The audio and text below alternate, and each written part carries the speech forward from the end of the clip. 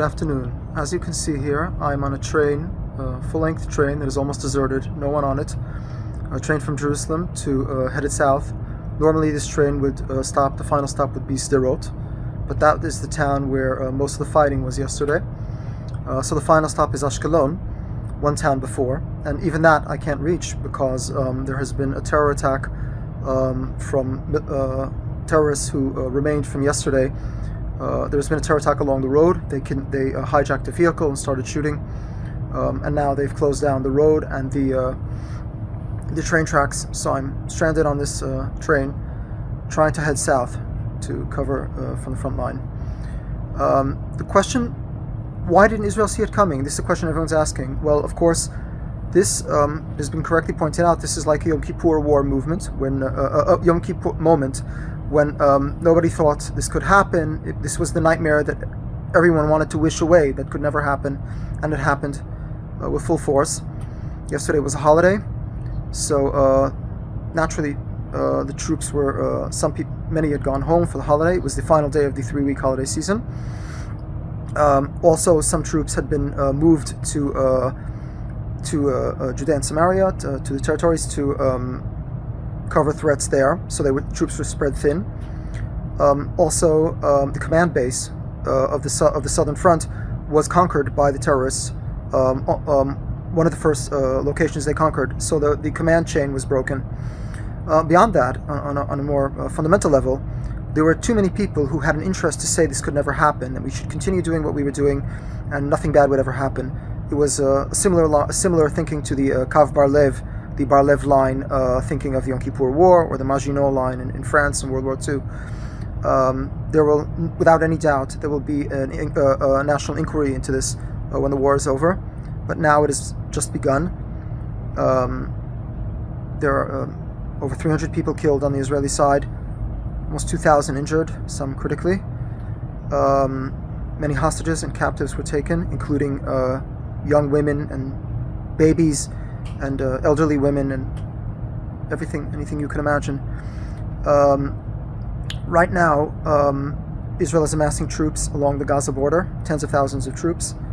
Everyone here in Israel knows someone who's been drafted. I have people in my own family, friends of course, as the names are coming out of people who have been already killed in yesterday's fighting. I recognize, at least some of the small communities where they were from, if not the names, thank God so far.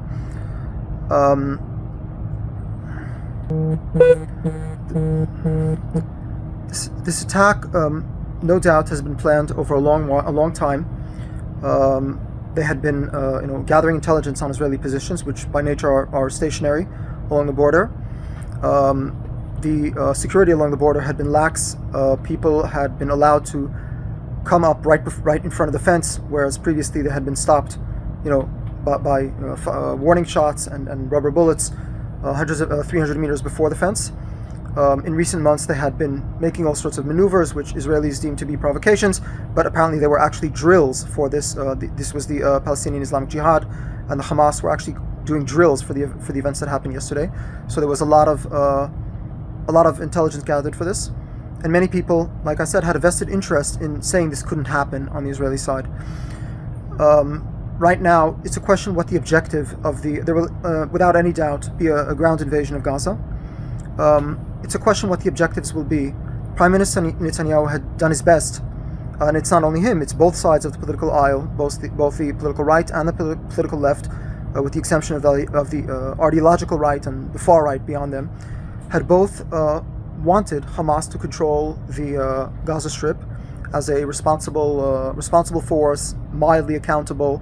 But now we see where this leads, and the vast majority of Israeli leadership are fed up with this. One objective could be to conquer the Gaza Strip, and that way it would be easy to explain what victory looks like when Israel reconquers the Gaza Strip. That would be very difficult. It would take months, maybe, to do. There would, without any doubt, be tens of thousands of armed Gazans, Hamas operatives and Palestinian Islamic Jihad operatives killed in battle, even before we speak about civilians. And it's a question of how long, whether that's the objective that Prime Minister Netanyahu has set out to achieve, or he has some other goals other than that. It's unclear if we conquer the Gaza Strip, who will then rule it? What will they do with it? 2 million people who are very hostile at this point. They grow up with extreme incitement against Israel from a very young age, and it's unquestioned what other goals could be for this operation. And it's unclear how long Prime Minister Netanyahu could withstand the international pressure. As of